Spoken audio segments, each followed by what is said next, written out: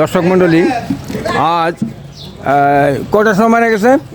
গতকালকে সন্ধ্যা 6টা থেকে 7টার ভিতরে। গতকাল 27 তারিখ, 27 তারিখ সন্ধ্যা 6টা থেকে 7টার সন্ধ্যা 6টা থেকে 7টার মধ্যে ফারজানা আক্তার লিমা ঝাউতলাস্থ ধীরেন্দ্রনাথ বাবুর বাড়িতে মানে তার পারিবারিক কলহের কারণে হত্যার শিকার হয়। তো এটা খুব দুঃখজনক ব্যাপার। আমরা এখন কথা বলবো ওনাদেরই ওই ফারজানা আক্তার লিমার প্রতিবেশী আছে আপনার জহির ভাই, বলেন আপনার কি বক্তব্য, কি বলেন, কি ঘটনা কি হয়েছে? আমরা 6:54 বা ভিকটিমের হাজব্যান্ড ফোন দিয়ে বলছে যে ফারজানা আক্তার লিমা মারা যায়। তখন আমরা ঘটনাস্থলে 3জন ব্যক্তিকে পাঠানোর পরে ওরা তেমন কিছু করতে পারে নাই। পরে আমি ফোনে বলছি যে তোমরা 99-এ ফোন দাও, ফোন দিলে আইনশৃঙ্খলা বাহিনী এসে পড়বে, আমরা আসতেছি। আচ্ছা, তখন আমি গিয়ে আপনার ভিকটিমকে দেখলাম, দেখার আপনার কয়েকগুলো ছবি আছে, দেখার পরে আমি কোতোয়ালি থানার কান্দিরপাড় পাড়ের ইনচার্জ রকিবুল সাহেবকে ফোন দেওয়ার পর উনি ঘটনাস্থলে ওনার টিম নিয়ে আসেন, আয়সা তদন্ত করে আপনার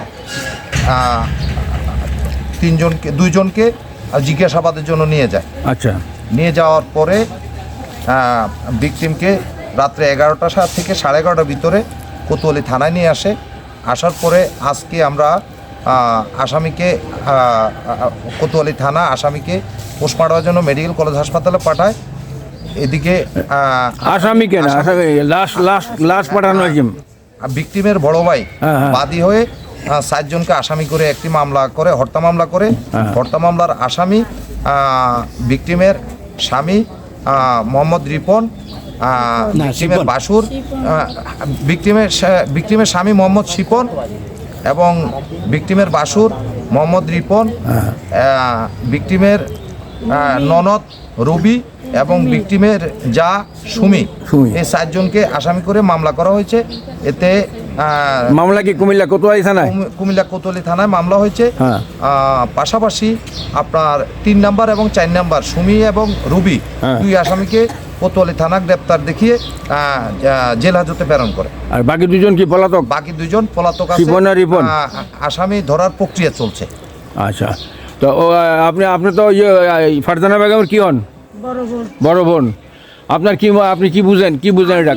আমার বোন মারা গেছে, আমি খুনের বদল খুন চাই। খুনের বদল তো খুন করা যাবে না, বিচার হবে আর কি, বিচার চান? হ্যাঁ, আমরা দর্শকবৃন্দ, আমরা এই লাশের কাছেই, এই যে কফিনের কাছেই আমরা আছি। এখানে কফিন, এই যে এখানে সব প্রতিবেশী আছে। এখানে আছে এই যে ইয়ের ভাই আছে, কি নাম তোমার? সাফায়েত। হ্যাঁ, এখানে সাফায়েত আছে, এখানে আরও অন্য সব আত্মীয় স্বজন আছে, প্রতিবেশীরা আছে। আপনারা কি সবাই কি এর বিচার চান? আচ্ছা আচ্ছা আচ্ছা, জহির ভাই থানায় মামলা করছে, মামলার নাম্বার বলতে পারেন? মামলার নাম্বার আমরা এখনো পাই নাই, কাগজটা এখনো কোর্টে প্রসেসিং আছে। আচ্ছা, সন্ধ্যার পরে আমরা মামলার কপিটা পাবো। আচ্ছা আচ্ছা আচ্ছা আচ্ছা, ঠিক আছে। দর্শকবৃন্দ, আমরা কোতোয়ালি থানা এবং থানার আমরা যিনি আসেন, দায়িত্বে আসেন, তার প্রতি আমাদের নিবেদন, আমরা যাতে এর সুষ্ঠু বিচার পাই এবং উনি যাতে সুষ্ঠুভাবে এটা তদন্ত করে প্রকৃত দোষীকে মানে করা হয়, ধরে কোর্টে হাজির করা হয়। আমরা এটাই কামনা করি, এলাকাবাসীও তাই কামনা করে। এখানে এলাকাবাসী আছে সবাই, এই যে সবাই এর বিচার চায়, সুষ্ঠু বিচার। মেয়েটা খুব শান্তশিষ্ট ছিল।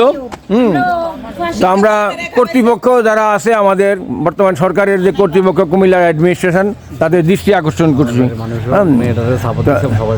তো সবাই, এই যে মেয়েটা কেমন ছিল? মেয়েটা খুব শান্ত ছিল, আমি জানি, আমি যত শুনছি আর কি। তো ধন্যবাদ সবাইকে। আমরা কোতোয়ালি থানা এবং কুমিল্লার যে কর্তৃপক্ষ আছেন তাদের প্রতি অনুরোধ হলো দৃষ্টি আকর্ষণ করছি যাতে এর সুষ্ঠু বিচার করা হয়। এটা নিরীহ মেয়েকে পারিবারিক কারণে হত্যা করা হয়েছে, এই হত্যা যেন সুষ্ঠু বিচার হয়। ধন্যবাদ সবাইকে। ওর একটা ছেলে এক মেয়ে আছে। হ্যাঁ, ও আচ্ছা, তো সবাইকে ধন্যবাদ। আসসালামু আলাইকুম রহমতুল্লাহ। বাচ্চাগুলো কই? এখানে নাই। তো ঠিক আছে, আমরা এর সুষ্ঠু বিচার চাই। আমরা নিউজ 54 টিভি চ্যানেল থেকে এক কর্তৃপক্ষকে বলছি আমরা এর সুষ্ঠু বিচার চাই। ধন্যবাদ।